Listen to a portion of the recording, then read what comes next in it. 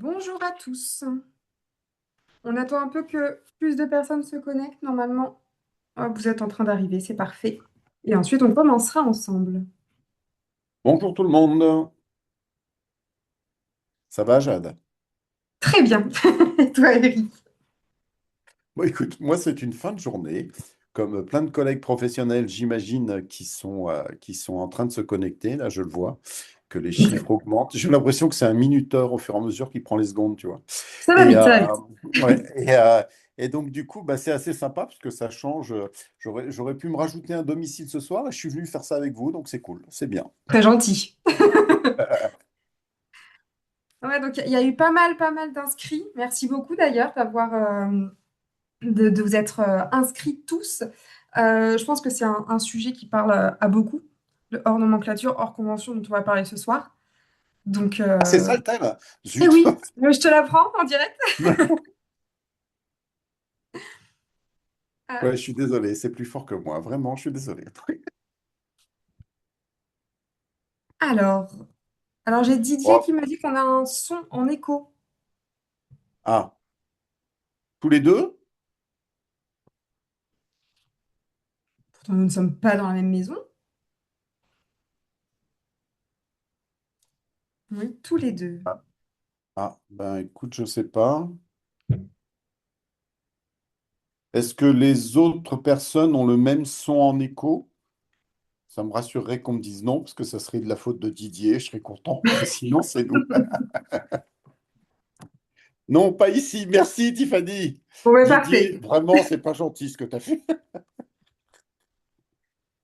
Bon, Désolée ben pour toi, écoute, Didier. je sais pas, je vais diminuer un tout petit peu mon son. Dis-moi Didier si c'est mieux pour toi. Là, j'ai diminué. Ah, alors, une personne sur deux est en écho et pas en écho. Bien, pas d'écho non plus. OK pour moi non plus. Parfait ici. Bon, vous êtes 2 contre 10. Je ne sais pas si on joue la règle de la majorité, mais Je pense que c'est peut-être quand on parle ensemble. hmm. Oui, j'ai toujours dit que quand tu parlais, on faisait écho tous les deux. J'ai toujours dit. Exactement. On va pouvoir peut-être commencer. Je vois qu'on devient de plus en plus nombreux. Et pas Ouais, non plus vous mettre. Je sais que les minutes le soir sont comptées. bah oui. Donc, on part pour parler du sujet. C'est bon pour toi? Allez, c'est parti. Bon, très bien. Hop. Alors déjà, donc, comme je vous l'ai dit, merci beaucoup d'avoir été si nombreux, tout simplement à répondre présent pour ce thème. L'idée, c'est qu'on fasse plusieurs webinaires, donc n'hésitez pas non plus à nous dire dans les commentaires d'autres sujets pour que ce webinaire s'inscrive en fait dans une série. On va aborder, comme je vous l'ai dit, donc l'évolution de votre activité de kiné, tout simplement en parlant du coup du hors convention HC ou hors nomenclature, le HN. Je me présente rapidement. Moi, je suis Jade Gondry. Je suis ingénieure commerciale chez CGDIM Santé pour Maya Kiné. Et quotidiennement, je vais en fait à votre rencontre. Je rencontre beaucoup de kinés qui très souvent me disent que le hors nomenclature, c'est pas pour eux. Parce que tout simplement, ils savent pas vraiment comment le gérer. Ils se posent des questions, ils savent pas ce qui est possible, etc. Et c'est vrai que dans un contexte où il y a de plus en plus de contraintes conventionnelles, économiques, et bien, tout simplement, vous avez envie, en tant que praticien, de vous diversifier, d'avoir une activité un peu plus grande, de gagner en autonomie et de vous redonner justement un peu plus de sens dans votre pratique. Et donc, ça soulève bien évidemment des questions comme les suivantes. Qu'est-ce qui est autorisé légalement? Comment se positionner vis-à-vis de la TVA? Quels sont les risques également à éviter? Et puis surtout, comment développer une activité qui dure, une activité pérenne, alignée avec vos valeurs et vos compétences. Vous l'aurez compris, aujourd'hui, on ne va pas parler de logiciel, promis. Maya, par contre, a décidé de répondre à vos questions. Et pour cela, on va avoir un invité de taille qui est Eric Hombourger. Donc, je te laisse te présenter à ton tour. Pas de taille, qu'un mètre 80 quand même, hein. Pas plus que ça. Bonjour à toutes et tous. Je suis très content d'être là avec vous ce soir. Euh, je suis Éric Combourger, je suis kinésithérapeute installé dans le sud de la France, à côté d'Avignon. J'ai développé une activité dans un centre où on mixte à la fois le côté conventionnel et non conventionnel de l'activité. On parlera un peu de ce que c'est qu'un homme conventionné ou qu'un être conventionné ou déconventionné tout à l'heure. Mais l'idée pour nous, c'est une prise en charge globale, plus intégrative, avec une vraie vision d'aller jusqu'au bout de ce qu'on peut faire dans notre décret de compétences. Et puis, bah, je développe aussi des activités de formation avec différentes structures et de conseils en recherche et développement. Et puis, lors d'une rencontre, j'ai rencontré toute l'équipe avec Jade et on a décidé bah, de parler de ça, puisque je le développe. Alors, ce côté hors convention, ça me gêne de dire ça parce que je vais encore me vieillir d'un seul coup, mais ce côté hors convention ou hors nomenclature, je le fais depuis 1996. Et donc, du coup, c'est vrai que j'ai vu, subi et maintenant pris en charge toutes les évolutions qu'on peut avoir dans le domaine.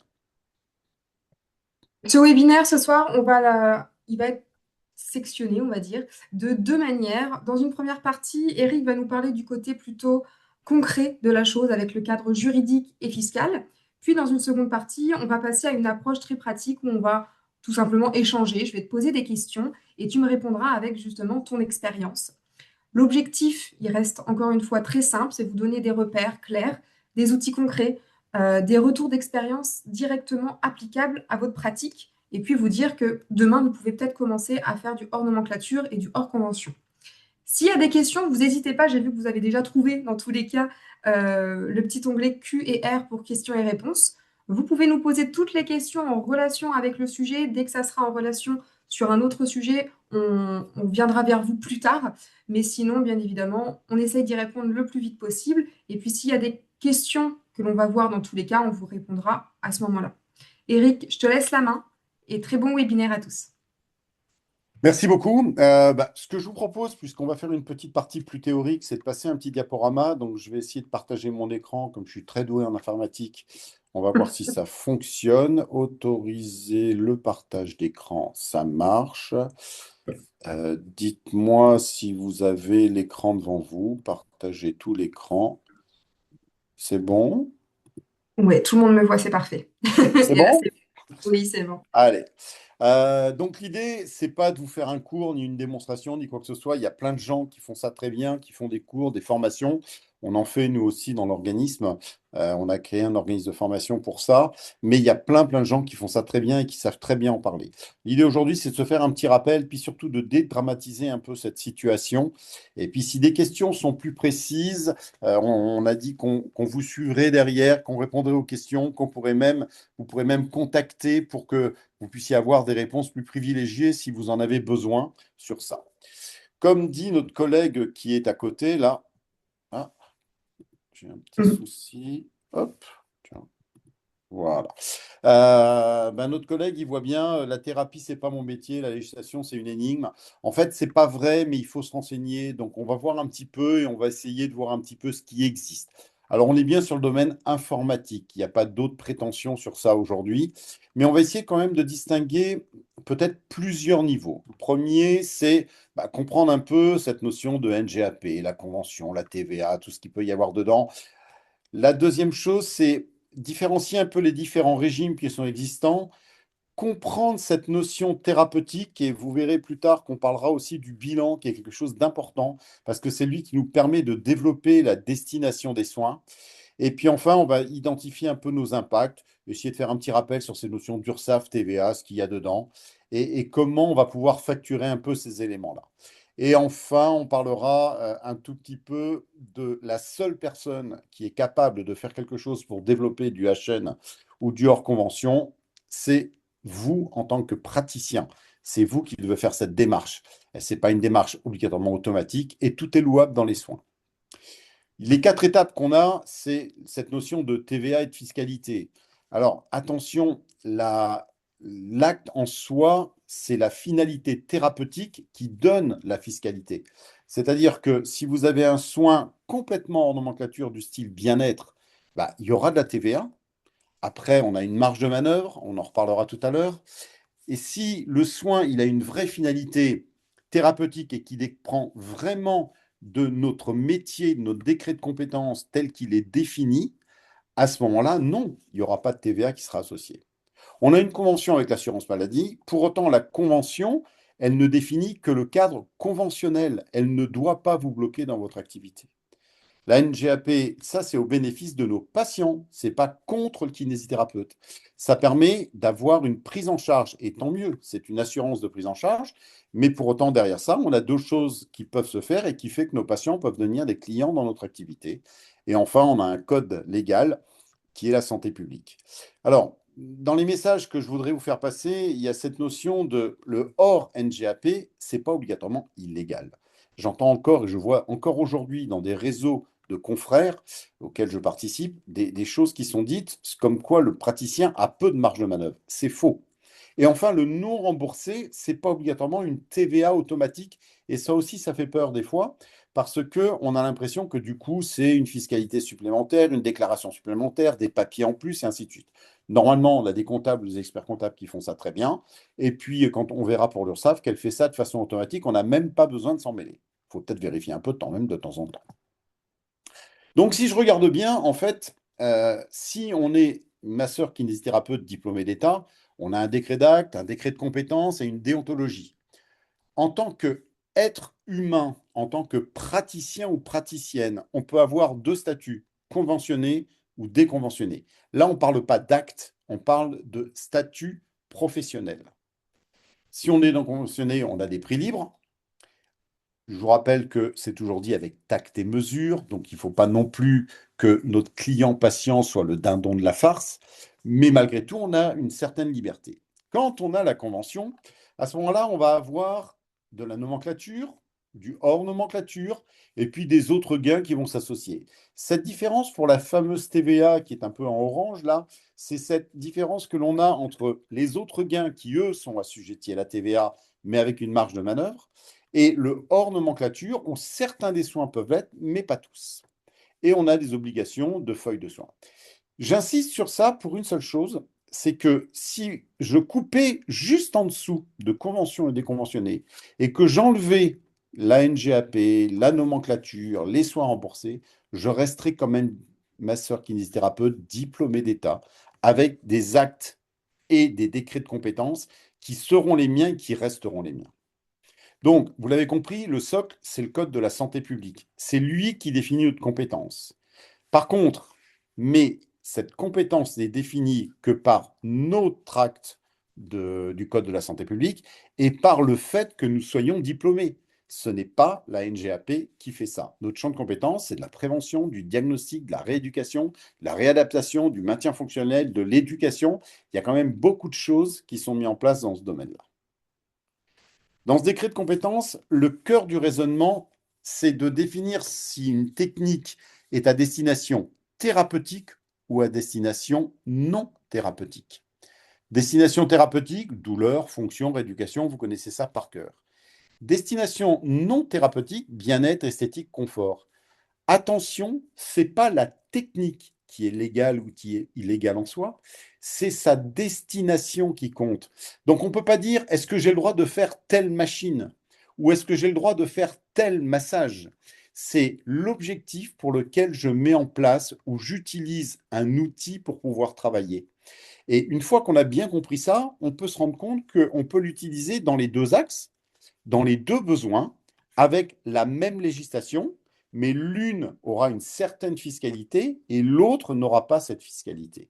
Pour ça, on est régi par notre diplôme d'État, notre déontologie et l'ordre des masseurs kinésithérapeutes.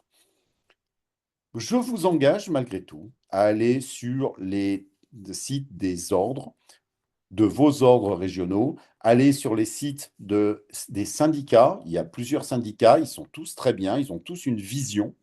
Et vous aurez beaucoup de renseignements qui vous seront donnés et vous connaîtrez la législation qui gère notre métier. Ça, c'est vraiment très important parce qu'il y a encore des praticiens que je rencontre en formation qui ne savent pas tout ça et qui ne sont pas allés lire tout simplement ce qui est mis en place à ce niveau-là. Et du coup, quand on sait ce qui existe, on sait aussi ce qu'on peut faire.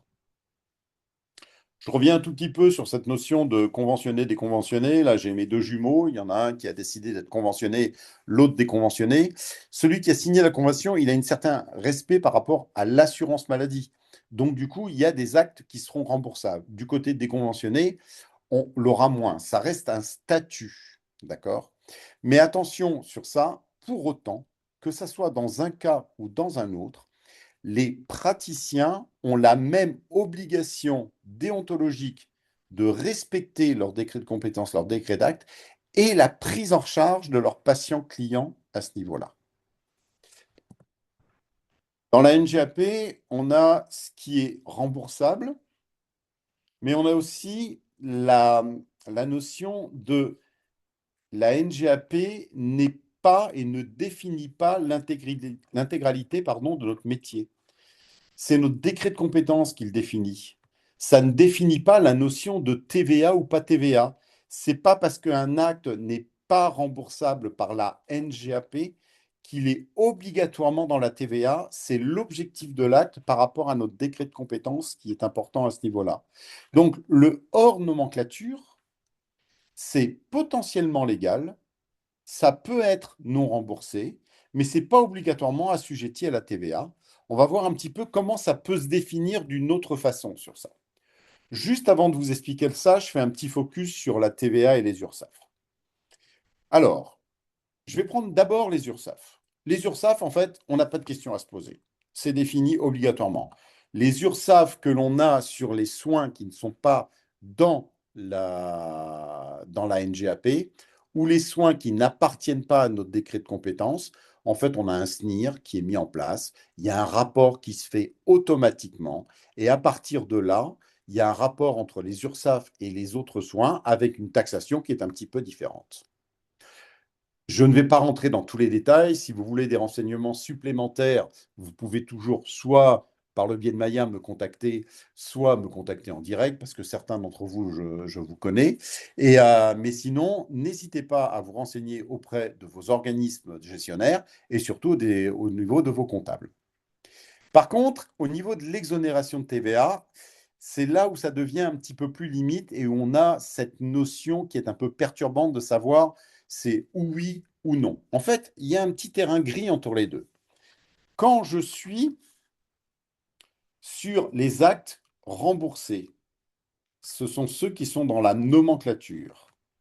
Les actes hors nomenclature sont ceux qui ne sont pas dans la nomenclature. Dans les actes hors convention, ce sont ceux qui ne sont pas dans la notion de conventionner dans ce qui est mis en place. Alors, si je reviens un tout petit peu en arrière, je vois que ma TVA, j'ai un tarif de 37 500 € pour 2025 qui semble être augmenté pour 2026, pendant lequel je n'ai pas à payer la TVA. En fait, cette TVA, c'est une exonération, c'est pas lié qu'au monde de la kinésithérapie, c'est toute personne libérale qui a cette latitude donnée.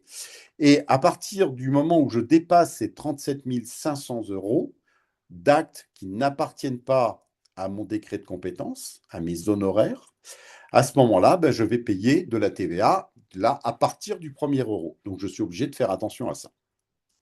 Par contre, ça n'englobe pas tous les soins qui sont dans mon décret d'acte et décret de compétence.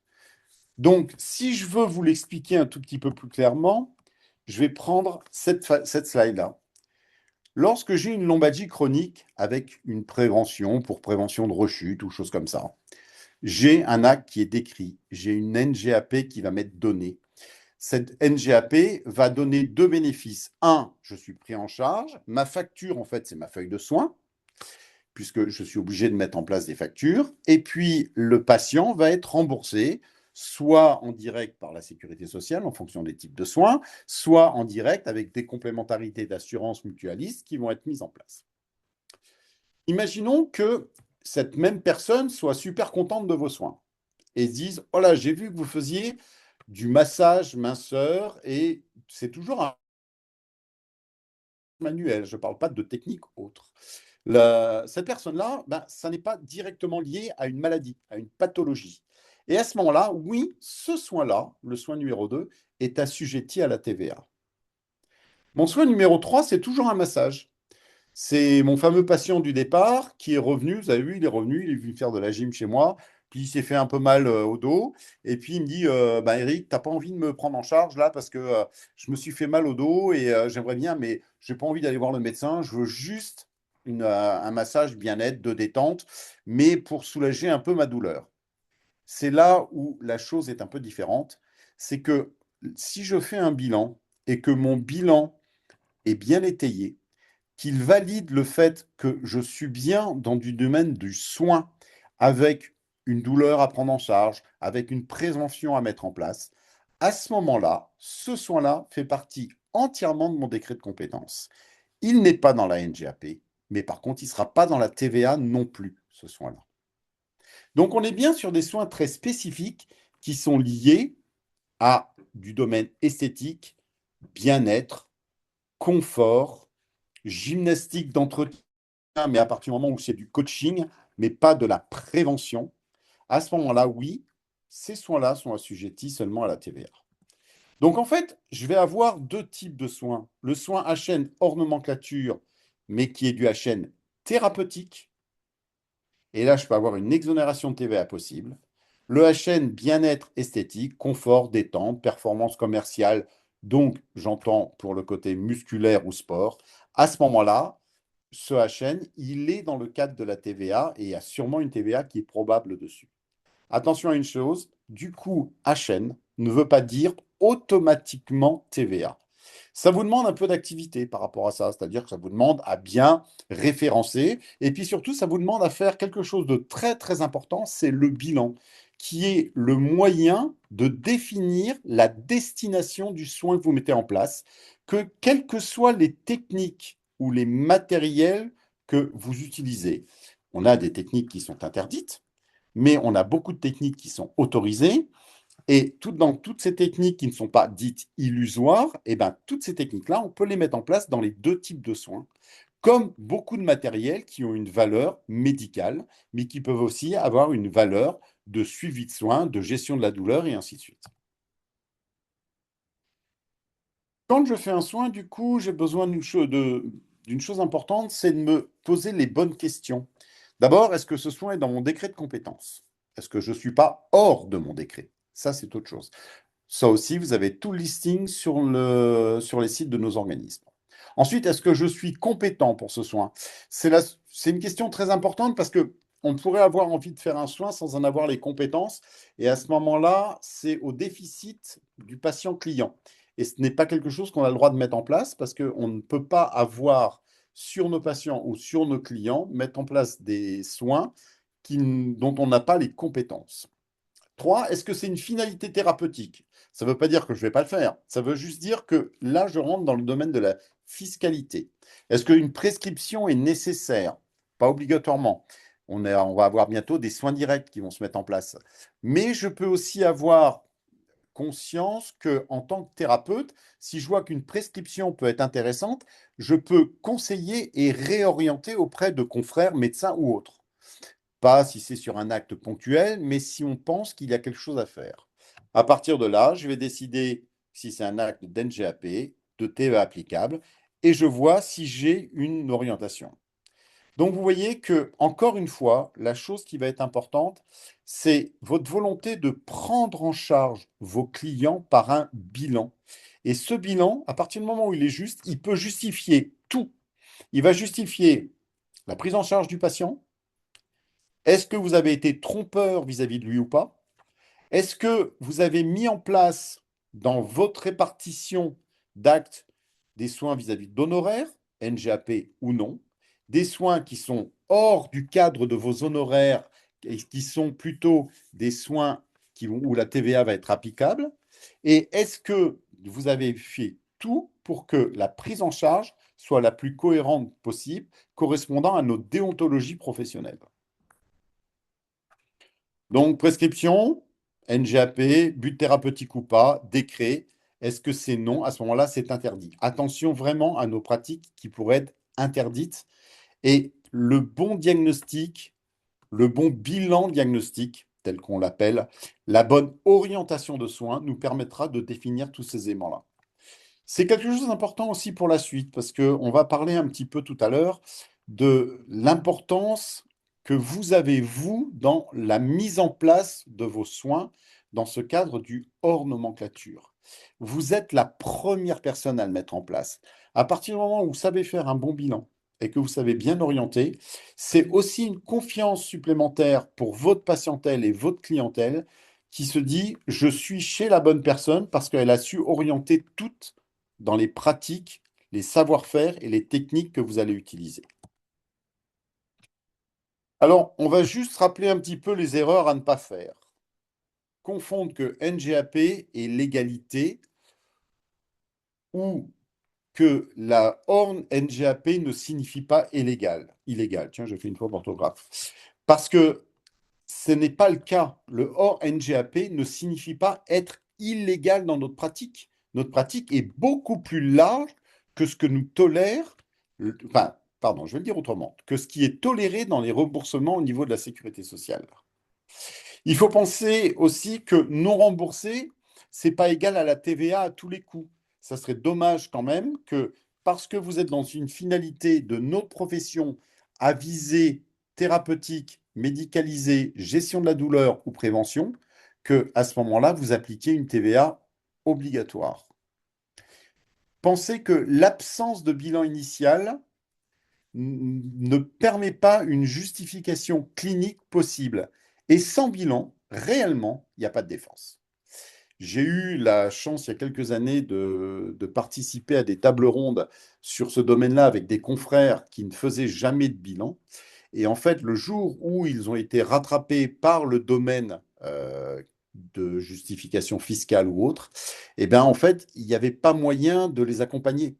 Alors que tous ceux qui avaient et qui étaient capables de sortir un bilan étayé avec un objectif dont le client patient était au courant et avait validé, comme si vous aviez fait signer un devis, même dans le cadre médicalisé, et bien là, il n'y avait aucun problème pour justifier tous les éléments. Attention aussi à la notion de marketing. On ne va pas parler de marketing aujourd'hui, mais la notion de promesse floue, c'est un peu comme le fait de ne pas être compétent pour mettre en place des soins. Je dis que je vais traiter tel soin esthétique, et puis en fait, je ne sais pas le faire. Ou je vais faire tel massage qui est référencé, et puis je ne sais pas le faire.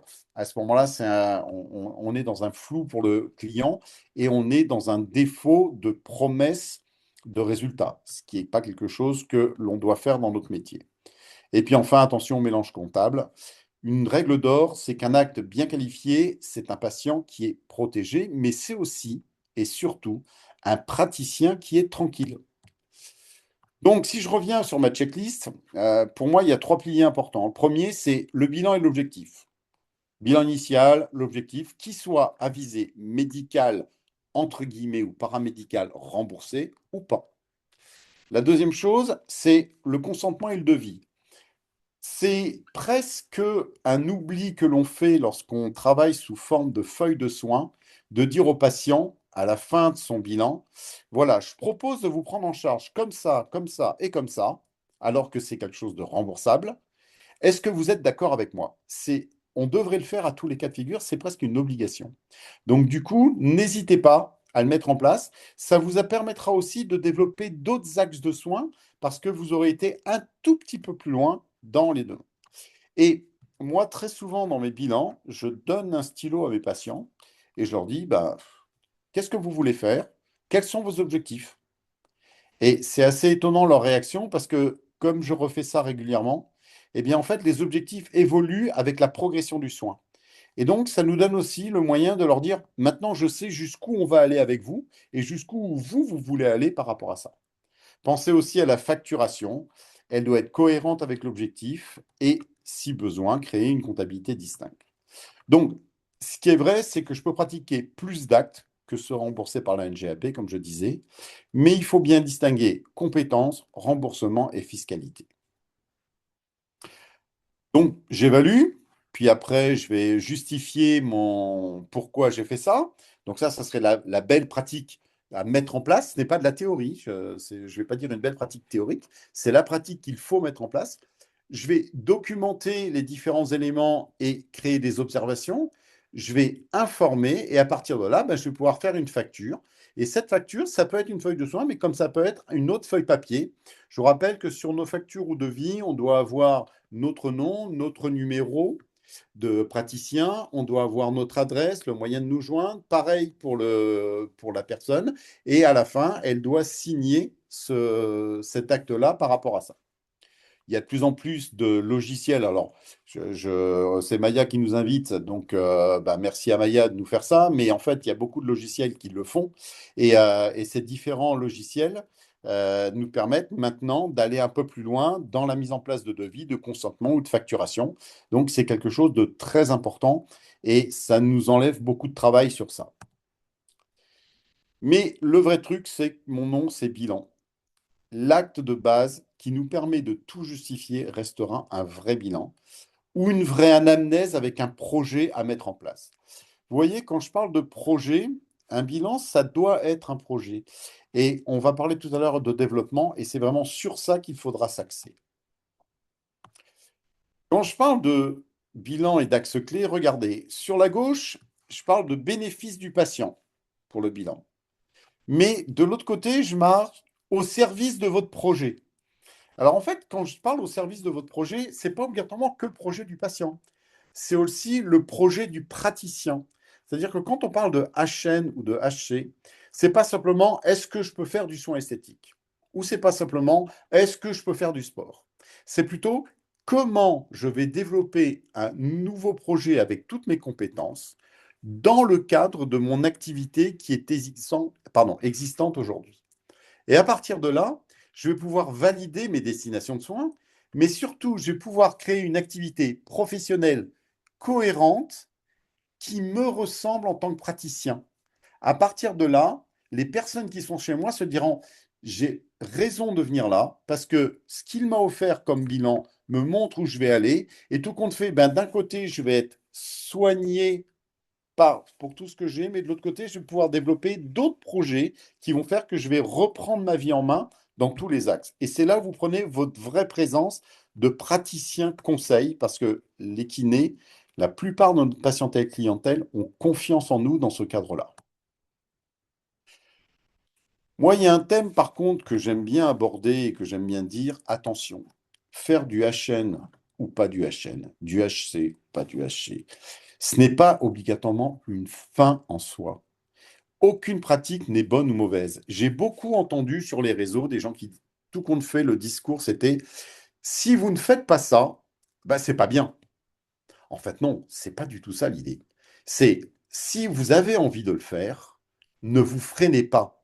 Vous pouvez aller plus loin. Vous avez le droit d'aller plus loin. Vous avez les compétences pour aller plus loin.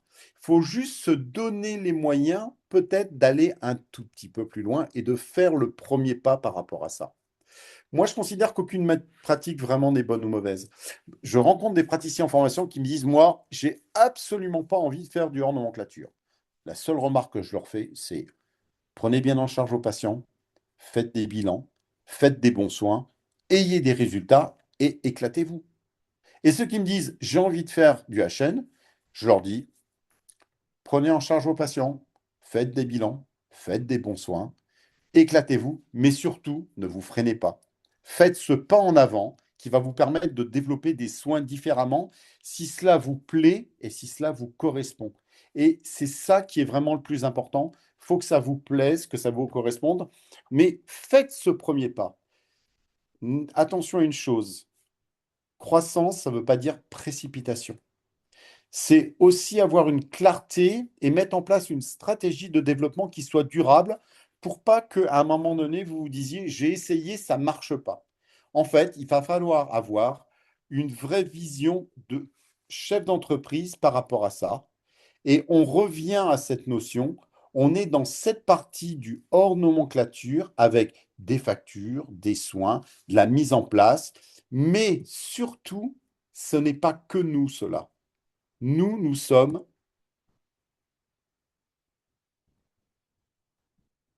ceci. Ce n'est ni la nomenclature, ni le cadre initial qui définissent l'avenir d'un kiné. C'est sa volonté de se former, d'oser et de se donner les moyens de bâtir l'activité qu'il veut exercer. Je dis bien qu'il veut exercer. Ça ne veut pas dire que si vous ne faites pas, c'est mal, comme j'ai dit tout à l'heure. Si vous faites trop, c'est mal aussi.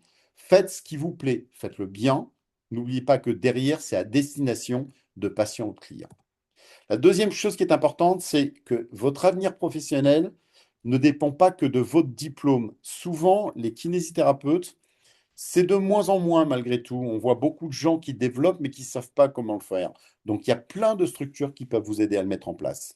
Mais vous avez des compétences. Souvent, elles sont très fortes parce que le kiné a des compétences humaines. Il a des compétences de contact. À partir du moment où des êtres humains acceptent d'être touchés par quelqu'un, c'est que cette personne qui les touche a cette capacité de casser un petit peu le cercle de protection qui se met en place.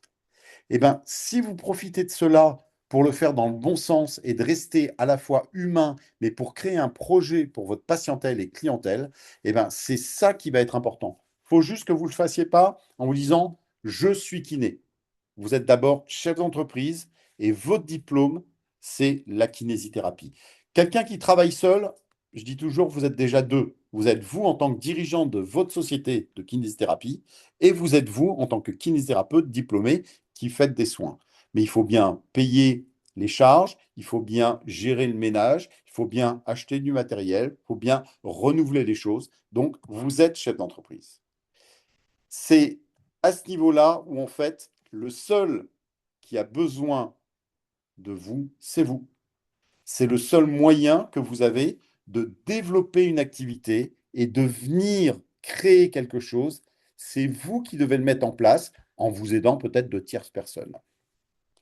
Eh bien, voilà, j'ai fini de vous embêter. Merci beaucoup, Eric. T'as beaucoup parlé, hein, dis donc.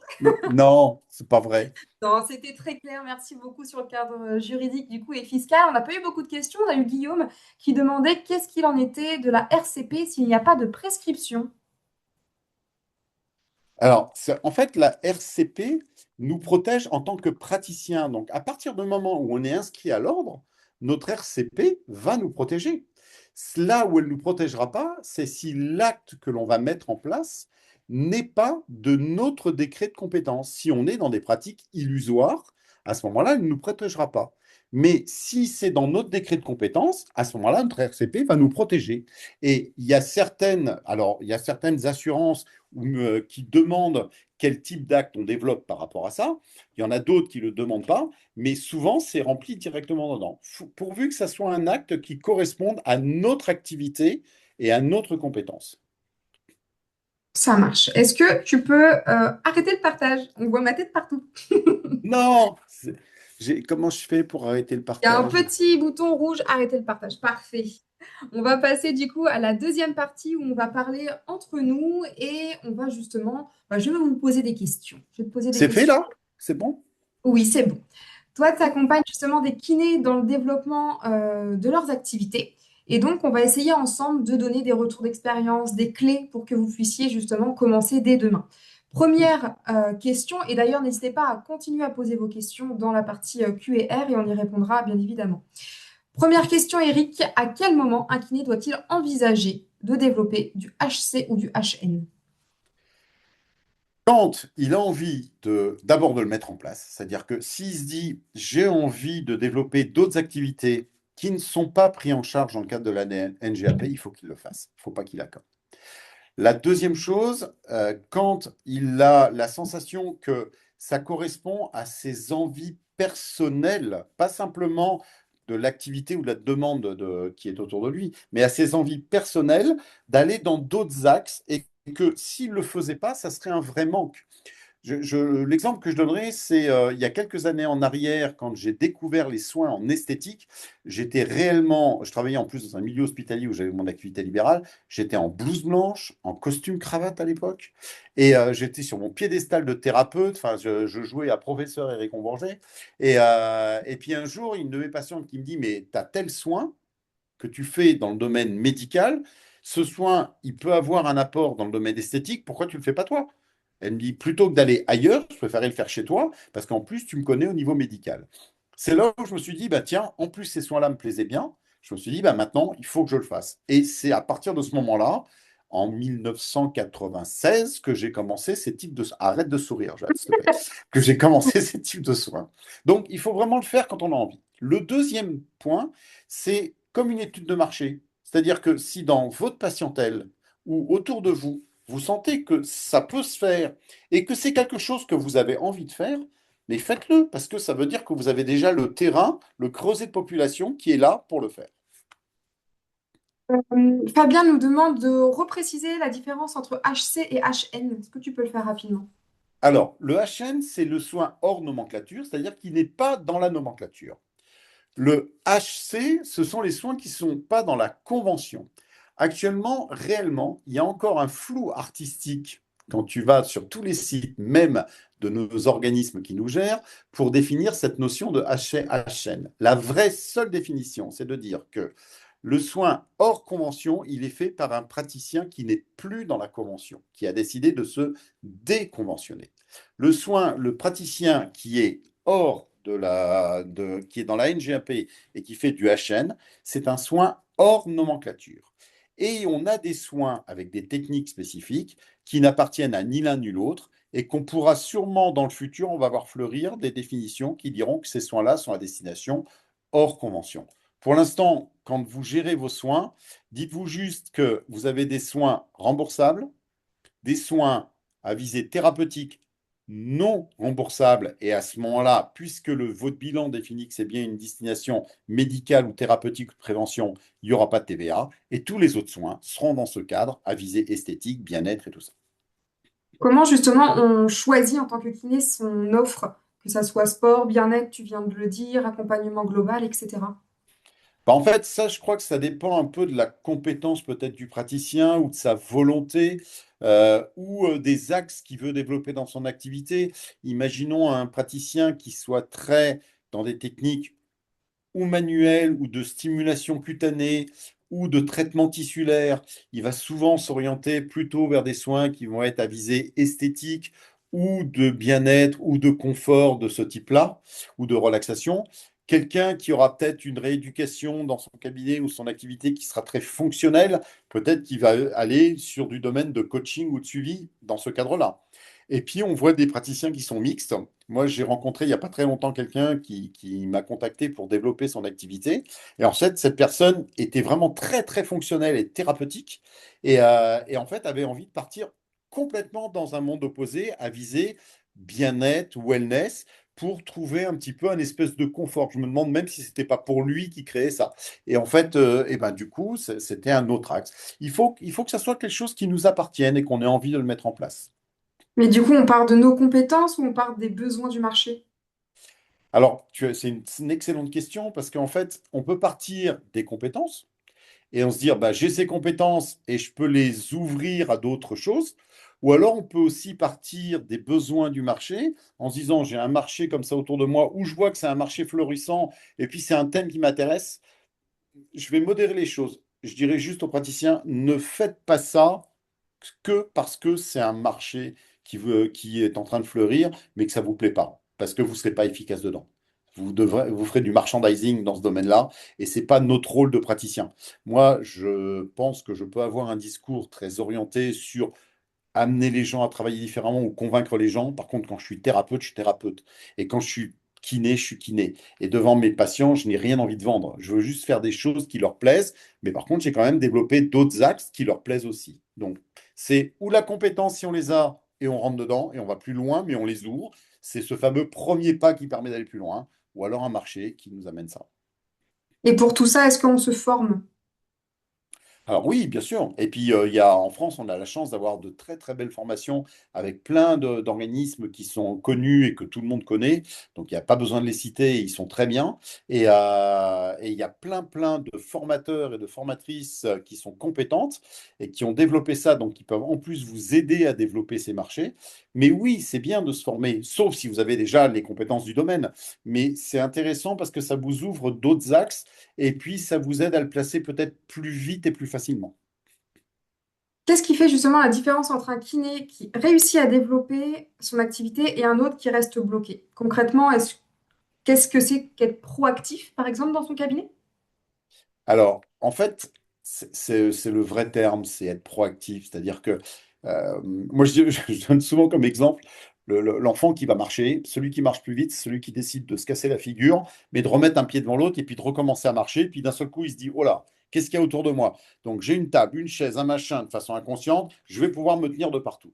Et ben, le kiné qui va être proactif, c'est celui qui décide de faire son premier pas, mais qui avant de faire ce premier pas, regarde s'il y a bien une table, une chaise, un bord où il va pouvoir s'appuyer, qui va lui permettre d'avancer mieux, d'avancer de façon contrôlée et de le faire en construisant son activité comme un chef d'entreprise. En fait, les kinésithérapeutes oublient souvent qu'ils sont d'abord des chefs d'entreprise. Une profession libérale, ce n'est pas que un art. Notre métier est un art et reconnu comme tel. Mais ce n'est pas que un art. C'est aussi un art à condition qu'on met l'entourage qui permet de construire ça comme un chef d'entreprise. Le jour où on a cette vision-là et qu'on a préparé son terrain, ça avance tout seul. Mais il faut faire ce premier pas. Il y a des très très bonnes questions qui arrivent dans le chat. On va essayer de tout y répondre, hein. Il y en a que je laisse en suspens exprès parce que je sais qu'on va en parler. Didier a une bonne question. Est-ce qu'il n'est jamais trop tard pour se lancer? Non, jamais. J'ai un très bel exemple sur ça. J'ai une personne de 62 ans, une dame, qui un jour s'est dit, je vais prendre ma retraite, une copine que je connais depuis longtemps. Et puis en fait, d'un seul coup, elle a eu une révélation en se disant, bon non, je vois pas, je vais pas m'arrêter comme ça d'un seul coup. Et je vais continuer un peu le côté thérapeutique qui m'intéresse, mais par contre, j'ai envie de rentrer dans le soin bien-être esthétique. Et elle a commencé à développer ça. Et en fait, cette personne-là qui avait 62 ans, maintenant elle en a 68, et elle a développé toute une activité hors nomenclature avec des soins, mais elle a gardé toute sa compétence professionnelle de thérapeute qu'elle avait avant. C'est-à-dire que quand elle fait un bilan esthétique est aussi fort qu'un bilan thérapeutique chez elle. Et elle a développé une très très belle activité de ce type-là. Il n'y a pas d'âge. Je pense que la seule limite, c'est la volonté de le faire et d'avoir envie de développer sur ça. Et puis maintenant, on est quand même dans un monde de communication, malgré tout, même s'il y a des domaines de communication que j'aime pas. Et donc, du coup, c'est dommage de ne pas profiter des compétences pour aller chercher les bonnes informations pour que ça aille vite. Il y a 15 ans en arrière, ou il y a 20 ans, ou il y a 30 ans comme moi en arrière, développer une activité hors nomenclature en 96, je peux vous dire que c'était pas rien. Parce que on se pose la question si on était vraiment encore kiné, si on faisait autre chose. Aujourd'hui, c'est plus le cas. Et si je me rencontrais moi, il y a 30 ans en arrière, je me disais, mais qu'est-ce que tu as été con de penser ça à l'époque? Pardonnez-moi l'expression. Si je suis kiné, je t'écoute, tu me donnes envie justement de commencer cette pratique de hors nomenclature. Quels sont les trois premiers pas simples à faire dès demain? Passe ton diplôme. Non, pardon. Oui, oups, Je suis démasqué. désolé. C'est plus fort que moi, je suis désolé. Et donc, du coup, non, le premier pas, c'est si, du moment où l'idée arrive et que la personne se dit, vraiment, je me pose, je m'assois sur une chaise et je me dis, je réfléchis à ça, j'ai envie de le faire. À ce moment-là, c'est se renseigner sur toutes les premières choses qui peuvent se mettre en place par rapport à ça, aller se renseigner sur les informations, rencontrer des confrères, appeler des. Alors, c'est pas, je mets pas ça pour moi en premier, mais je dis appeler des gens comme moi. Il y en a plein d'autres, hein. Il y en a plein de biens. J'en connais des tonnes. Mais appelez des gens comme ça, renseignez-vous, appelez le collègue qui l'a fait et lui dire comment on fait. Et puis après, construisez, ça c'est le deuxième point, le projet qui vous ressemble. C'est-à-dire, partez pas dans tous les sens, mais dites-vous, OK, je commence par une première étape et cette première étape, je vais la mettre en place. Et une fois que j'ai avancé dans cette première étape, je mettrai la deuxième et la troisième. Et le troisième point, ne lâchez pas prise. Alors, je vais vous donner un exemple sur ça qui va en faire rire certains que je connais derrière parce qu'ils m'ont déjà entendu le dire. Mais depuis 30 ans, tous les premiers mercredis de chaque mois, je m'assois dans mon bureau au cabinet. Pendant une demi-heure, je pense à mon cabinet, mon activité là-bas. Et pendant une demi-heure, je pense à tout ce que je veux faire en dehors, en tant que formateur, consultant, tout ça. Et quand je ressors au bout d'une heure, je vois mes collègues qui me regardent en disant qu'est-ce qui va encore nous sortir comme clonerie ce jour-là, et ma secrétaire qui me dit oh là là, ça va être encore l'horreur. Pourquoi? Parce qu'en fait, je m'oblige en fait à réfléchir à ça en me disant, est-ce que tout va bien? Est-ce que la fiche qui est là, elle veut encore dire quelque chose? Est-ce que ma communication dans le cabinet, elle est bien? Est-ce que tu as dit oui à 3 tonnes de trucs et puis en fait, est-ce que c'est vraiment ce que tu veux faire ou tu l'as fait de façon automatique? Et je recadre un peu les choses. Et donnez-vous les moyens, c'est le 3 bis. C'est-à-dire que si demain vous voulez faire des soins esthétiques, puisqu'on parle beaucoup d'esthétique, mettez-vous des soins de 14 heures à 15 heures, bloquez ces heures-là le mardi et le jeudi. Et tant que vous n'avez pas rempli ça avec des soins esthétiques, vous mettez rien d'autre dedans. Ça ne va pas vous faire tant de perdre d'argent que ça. Et ça va vous obliger à dire comment je vais faire pour le remplir. Si vous êtes toujours dans l'urgence, vous ne pouvez pas construire quelque chose. J'entends toujours les kinés me dire, oui, mais j'ai une telle demande, j'ai une liste d'attente monstrueuse. Et alors, d'abord, vous n'êtes pas seul au monde. Si ce n'est pas chez vous, ça sera ailleurs. Et puis, deuxièmement, vous avez peut-être aussi envie d'avoir votre activité. Et ce n'est pas l'urgence médicale qui doit guider votre activité. Est-ce que tu peux me donner deux, trois exemples d'actes HN? Et est-ce que d'ailleurs les cicatrices, ça en fait partie? Attends, redis-moi, est-ce que les cicatrices en font partie? Ouais, du hors nomenclature. C'est une question Alors, d'avis. d'acte HN, tu vas avoir, par exemple, le massage bien-être. C'est un acte HN. Ça reste un massage, mais ce n'est pas le massage qui est remboursable, c'est la destination du massage, c'est du massage bien-être. Ok. Tu vas avoir la notion de suivi de coaching des personnes qui vont se mettre en place par rapport à ça. On sera sur du hors nomenclature. D'accord? Tu vas avoir le soin de la cicatrice inesthétique. Alors, si elle est inesthétique post-opératoire très récente après une phase inflammatoire ou une déchirure, elle peut être, elle n'est pas remboursable en tant que telle, mais elle peut être prise hors TVA, mais c'est du HN. Par contre, si c'est une petite cicatrice ou un état tissulaire qui s'est relâché 20 ans ou 30 ans après, eh ben, on peut aussi avoir envie de le traiter, mais par contre, on ne sera plus dans le même cadre, ça sera toujours du HN. On n'est plus sur une cicatrice pathologique. D'où l'intérêt de la mise en place du bilan par rapport à ça. Très bien. Il y a eu d'autres questions par rapport à tout ce qui va être également la différence entre HN et DE.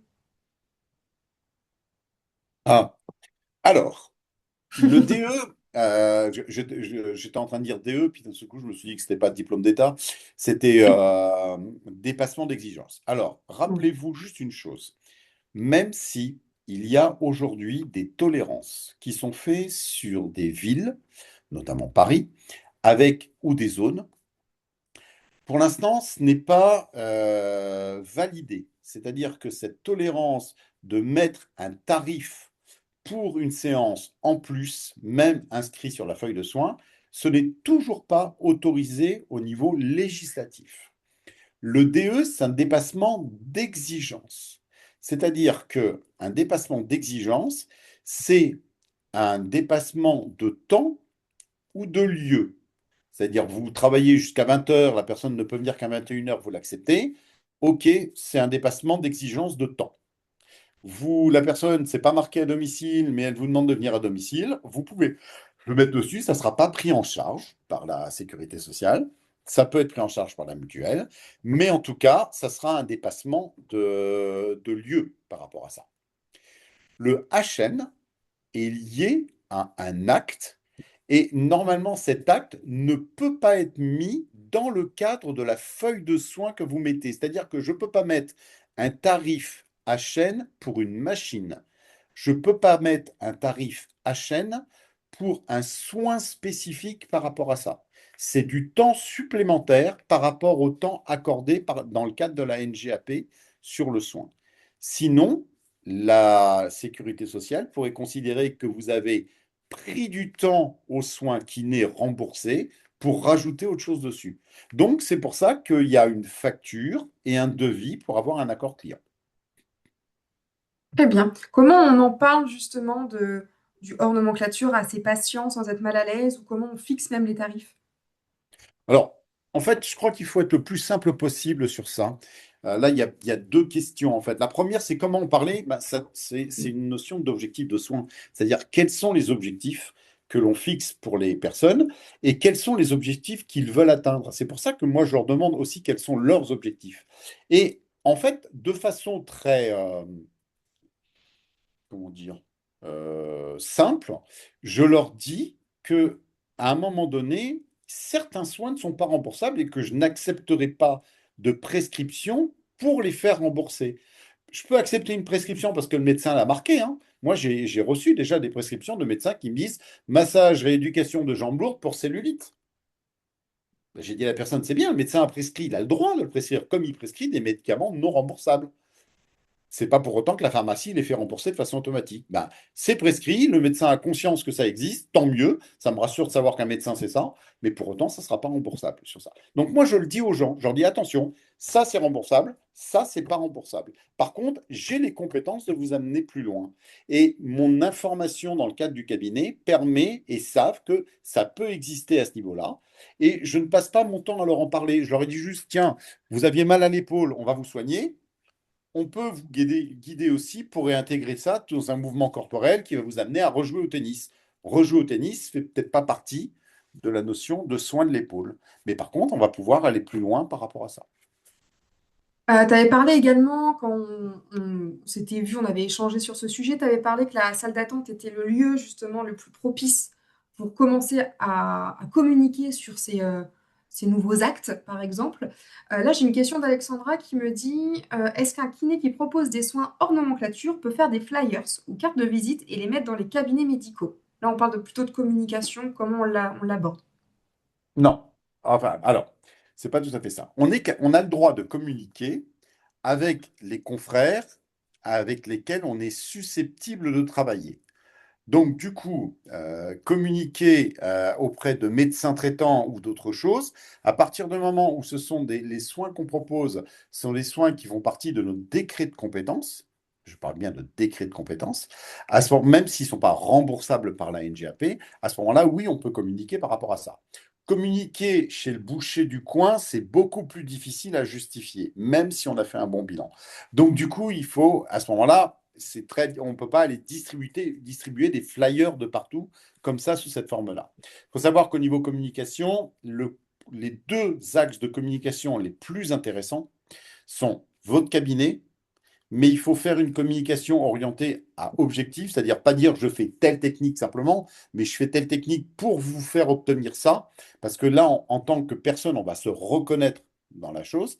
Et ensuite, moi, ce sont mes patients et mes clients qui sont mes meilleurs vecteurs de communication, parce qu'en fait, eux sont capables d'aller parler de ce qu'ils ont vécu et de ce qu'ils ont eu comme résultat. Et donc, du coup, ils transmettent au fur et à mesure par rapport à ça. Après, on a le droit d'avoir un site internet. Allez voir sur les différents sites, il y a une limite au site internet. On n'a pas le droit de mettre nos tarifs. Vous pouvez mettre les liens pour les tarifs de la NGAP, parce qu'ils sont reconnus pour tous. Mais par contre, vous ne pouvez pas dire que je suis moins cher que le voisin, ou je fais ça de plus que l'autre, et ainsi de suite. Vous pouvez juste dire que vous avez de nouveaux matériels ou de nouveaux axes en fait, de soins que vous mettez en place. Vous n'avez pas le droit de faire de la publicité avec des affiches, des choses comme ça. Ça reste toujours notre législation. Mais ça, c'est très bien référencé sur les différents sites de l'ordre des syndicats. Donc, ils peuvent justement le mettre sur leur site internet, des choses comme ça. Ils peuvent pas mettre leur tarif à eux, ils peuvent mettre l'information de ce qu'ils font. Ok. Est-ce que tu peux nous parler un peu des erreurs classiques que tu vois le plus souvent chez les kinés? La première chose, quand on développe une activité de ce type-là, c'est de ne pas envisager que c'est comme une activité à visée commerciale. C'est-à-dire qu'une activité à visée commerciale, elle a besoin d'être auto-entretenue, d'avoir de la communication, de maintenir des résultats, que les gens payent, entre guillemets, de leur poche pour obtenir quelque chose. Souvent, il y a une mise en place, une espèce d'automatisation du soin qui fait que la personne qui vient ne se sent pas obligatoirement pris en charge avec une évolution. Je fais 10 séances, on renouvelle 10 séances, mais je ne sais pas pourquoi j'ai renouvelé les 10 séances. En fait, non. Je fais 10 séances, je refais un mini bilan, autant que je le ferai dans un cadre médical important ou pathologique lourd, et je refais évoluer la personne, et je lui dis, voilà où on en est, voilà ce qui a évolué, comment vous vous sentez. Il y a un vrai suivi qui doit se mettre en place par rapport à ça. S'il n'y a pas ça, là, il y aura une lassitude, mais il faut que les praticiens ou les praticiennes qui nous écoutent se disent, si moi je vais quelque part, est-ce que je tolérerai qu'on me colle à faire quelque chose 20 fois de suite sans savoir pourquoi je le fais? Donc du coup, il faut vraiment créer un suivi par rapport à ça. Ça, c'est une des premières choses les plus importantes qu'il faut mettre en charge dans ce cadre-là. La deuxième chose, c'est se renouveler, renouveler sa communication, continuer à évoluer et ne pas soi-même sombrer dans un espèce d'automatisme, parce que là, c'est nous, en tant que praticiens, qui n'allons plus prendre plaisir à développer cette activité. Alors, ça se voit un peu moins. On voit dans les nouvelles générations des gens qui vont chercher de la formation. Attention à une chose, la formation à des techniques, c'est pas développer son activité. Développer son activité, c'est mettre en place ces techniques dans l'activité. C'est complètement différent dans la démarche. C'est pas parce que je suis très bon dans quelque chose que ça va se mettre en place de façon automatique. Donc, il va falloir aussi le mettre en avant sur ça. Est-ce que tu peux nous donner un exemple concret de réussite? Tu avais parlé de ta consoeur tout à l'heure qui avait commencé assez tard dans sa carrière, mais est-ce que tu as un autre exemple de réussite? Tu parles en dehors de toi et moi, c'est ça? Exactement. Non, blague à part. Euh, dans les gens qui nous écoutent ou les noms que j'ai vus, il y a déjà plein d'exemples de réussite. Mais je connais plein de confrères et de consoeurs qui ont réussi en partant sur l'axe de développer d'autres soins dans leur activité qui leur plaisent à eux, mais qui ont plu à leur patientèle aux réussites des soins qui sont mis en place. Et je pourrais citer des personnes qui d'un seul coup sont parties dans du domaine de soins intégratifs, c'est-à-dire avec une vraie prise en charge globale. En fait, ces gens-là ont développé du soin en nomenclature parce que la NGAP dit à un moment donné, non, c'est plus pris en charge. Mais en fait, c'est tellement une vision médicale et paramédicale, presque scientifique, cette prise en charge, que du coup, c'est une vraie réussite et que leur clientèle les a suivis dans cette démarche-là, parce ils y ont tiré un bénéfice. Je pourrais vous citer des gens qui ont développé des activités de coaching et de suivi sportif avec des axes où des patients sont devenus des clients parce qu'en fait, ça leur a permis de ne plus avoir de douleur, de s'auto-entretenir et de ne pas partir dans la nature sans rien faire. Donc oui, il y a plein de réussites de ce type-là. Il y a des gens, je pourrais vous citer quelqu'un qui est dans l'ouest de la France et qui a développé toute une prise en charge en entreprise sur le suivi du coaching en entreprise des personnes et ça permet à ces gens à la fois psychologiquement et physiquement, de maintenir leur activité professionnelle. Donc, des réussites, il y en a. Le seul point commun de toutes ces personnes, c'est qu'elles sont allées d'un côté jusqu'au bout de leur démarche, de l'autre côté, de développer un cadre pour pouvoir le mettre en place et pour accueillir leur patientèle clientèle. Et troisièmement, ces personnes ont toujours la volonté de continuer à évoluer pour les patients et les clients, mais pour s'éclater eux aussi dans leur truc. Moi, aujourd'hui, je ne ferais plus ces soins-là si je m'amusais pas et je m'éclatais pas en les faisant. Ça donne envie. Il est 21h03. Je propose qu'on réponde encore à quelques questions et après on vous laisse aller vaquer à vos occupations. Il y avait une question de Yves qui disait pour les soins soumis à TVA, la franchise est-elle à 0 ou 37 500? Alors, excusez-moi, je parle tellement que je me donne soif à moi-même, c'est pour vous dire. Donc, en fait, oui, en fait, tout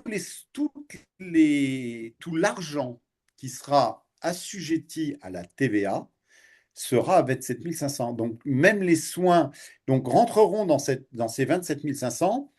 Les rétrocessions d'honoraires de confrères, les locations ou sous-locations que vous pourriez avoir au niveau de l'activité quand ce n'est pas dédié à votre activité directe, la vente de produits. Je vous rappelle que nous n'avons plus le droit de vendre des produits, sauf s'ils sont à destination d'amélioration du soin. Mais donc, du coup, il peut y en avoir certains sur les améliorations de soins. Toutes les rétrocessions, je l'ai cité, et tous les actes qui ne sont pas à destination médicale de prévention, ou en tout cas dans notre décret de compétences, une fois qu'on a fait notre bilan, sur ce côté médicalisé ou de la douleur. Donc du coup, tout ça, ça sera un cumul ensemble. Si je dépasse mes 27 500, mes 37 500 avec ça, et ben à ce moment-là, je suis assujetti à la TVA dès le premier euro. Ok. On est bien d'accord que si on est conventionné, on parle du coup que de HN et pas de jamais de HC. Non, en fait, alors, normalement, non. Voilà. Clairement, normalement, non. Très Mais bien. aujourd'hui, on voit dans les textes et même dans l'explication que c'est pas encore aussi clair que ça par rapport à ça. C'est-à-dire que semble se dessiner quand même l'idée que on aurait le HN qui serait l'acte qui serait à finalité médicale ou thérapeutique et lui serait du hors nomenclature, mais associé à notre décret de compétence, et le HC, tous les autres actes qui ne seraient pas dans ce cadre-là. C'est pas aussi simple que ça juridiquement. Pour l'instant, moi, je pense que déjà, à partir du moment où les gens arriveront à faire la différence entre, comme tout à l'heure, mon massage, je viens, j'ai une lombalgie chronique, elle est prescrite, elle est prise en charge. La personne est super contente. Elle revient 6 mois après en disant, oh, j'ai juste mal au dos là, mais j'ai pas envie d'aller voir mon médecin. Est-ce que vous pourriez me prendre en charge? Et je le fais, je fais un bilan, j'ai une douleur. C'est hors du cadre de la nomenclature telle qu'elle est définie, parce qu'il n'y a pas de prescription, il n'y a pas d'NGAP et tout ça. C'est pas encore du soin des règles parce que c'est pas dans toutes les régions. Et ben à ce moment-là, c'est du HN, mais ça ne sera pas assujetti à la TVA. Et tous les autres soins qui ne sont pas dans ce cadre-là, esthétiques ou autres, c'est-à-dire il revient et puis ouais, je veux juste que tu me fasses un massage bien-être parce que c'était super sympa, mais là je me fais plaisir, je suis entre deux vols et j'ai envie que tu me détendes le dos, et bien là, ça sera assujetti à la TVA. Ok. Mathilde nous demande pour un acte qui apparaît dans la NGAP, il est donc possible de faire du HN. Il est donc pas possible, pardon, de faire du HN. Y a-t-il une solution, par exemple, facturer un supplément sur le bilan? Alors aujourd'hui, non. Dans la législation aujourd'hui, c'est pas qu'on n'a pas le droit de faire de HN en fait sur un acte qui est dans la NGAP, c'est que si on fait l'acte de la NGAP, je vais être plus précis. Je prends ma fameuse lombalgie chronique tout le temps. Et puis, je fais un acte, et je parle que de massage manuel, hein. Je ne parle même pas d'autre chose. Je fais un soin thérapeutique.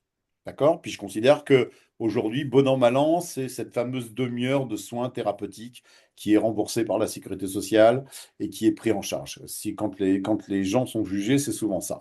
Ben, c'est prescrit dans la prescription, ok, je fais mon soin, et c'est ma demi-heure, c'est de la NGAP. La personne dit, la personne, je lui propose un autre type de soin, toujours manuel avec un massage peut-être spécifique. Je rajoute un quart d'heure de temps à cette séance. Donc au lieu d'être d'une demi-heure, puisque ce n'est pas dans la séance, je rajoute un soin spécifique un quart d'heure de plus après. D'accord? Et bien à ce moment-là, je le propose à la personne, je lui fais signer un devis et pour qu'elle ait un avis éclairé et qu'elle accepte ce soin. Et à ce moment-là, ça, je peux le facturer en hors nomenclature. Mais ça ne peut pas être dans la prescription médicale. Ça, c'est la législation aujourd'hui.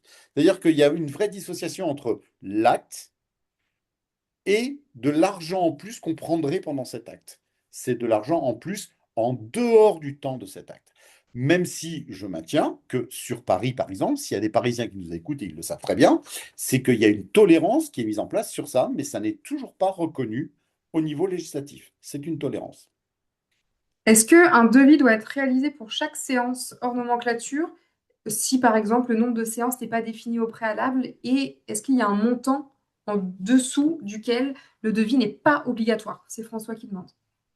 Alors, pour être honnête, je ne vais pas répondre sur le montant, mais je pourrais vous le répondre plus tard parce que, en fait, j'ai entendu dernièrement 3 ou 4 montants différents quand je me suis renseigné sur ça. Donc, ça mis à partir du moment où on fait un acte qui est hors du cadre de la prescription, parce qu'en fait, tout compte fait, le devis et la facture, lorsqu'on a un acte prescrit, le devis, c'est la prescription du médecin, tout compte fait, et la facture, c'est la feuille de soins qu'on met en place. Quand on n'a pas ça, et ben à ce moment-là, on le dit à la personne pour qu'elle soit au courant de ce qui va se passer. Donc oui, c'est mieux de faire signer un devis à quelqu'un et à l'issue de ce devis, d'éditer une facture ou de dire à la personne, je peux vous envoyer une facture électronique validant le devis qui a été fait. Ça fait partie de notre législation aussi de mettre ça en place sous cette forme-là. Est-ce que justement, il y a des cabinets apparemment qui mettent en place du HN systématiquement avec chaque séance? Est-ce que c'est légal? Alors, c'est ce que je vous ai dit, c'est aujourd'hui, il n'y a pas de... Normalement, le HN est un acte défini hors du cadre de la prescription NGAP. On ne peut pas, la législation ne nous dit pas, je mets au défi quelqu'un de me trouver ça quelque part, la législation ne nous dit pas, je peux mettre 5 euros ou 10 euros ou 15 euros parce que j'ai utilisé tel produit, telle machine, tout ça, si c'est pas avec un accord de la personne et avec du temps consacré supplémentaire, puisque je ne peux pas faire payer du matériel en plus sur ça, je fais payer du temps supplémentaire passé avec mon client patient. Donc aujourd'hui, non, ça n'est pas inscrit dans la législation. Est-ce que les cours de pilates donnés par les kinésithérapeutes, ça peut rentrer justement dans le hors nomenclature? Oui, bien sûr. Ouais. À partir du moment où la destination du soin a un objectif très particulier. Attention aussi, juste une chose, je vous engage à aller bien lire ça aussi. Lorsqu'on donne des cours collectifs, on a une limite dans ces cours collectifs. Donc, on ne peut pas ce soir revisiter tout, parce que là, les questions Oui. partent sur des points. On va finir par réécrire l'ordre de la kinésithérapie. Donc, ça ne va pas être possible ce soir. Mais n'hésitez pas, en tout cas, à poser des questions, puis on y répondra par la suite. Mais attention, allez bien voir la législation des cours collectifs. Il y a des règles très précises pour pouvoir les mettre en place. Tu avais dit justement tout à l'heure pour regarder si ça fait partie du hors nomenclature, il y a des sites, c'est ça? Oui, l'ordre des kinés, les syndicats. Vous savez qu'actuellement, on a pas mal de potes qui sont sur les réseaux. On a un pote qui s'appelle ChatGPT, on a un autre qui s'appelle, comment il s'appelle maintenant? Claude. Il y en a plusieurs comme ça. Allez taper, posez des questions précises, demandez les sites où vous pouvez vous renseigner et vous aurez tous les renseignements sur ça. Ayez la curiosité de le faire. Mais en tout cas, moi, enfin, je pense qu'on peut. Enfin, je sais pas si tu as d'autres questions ou.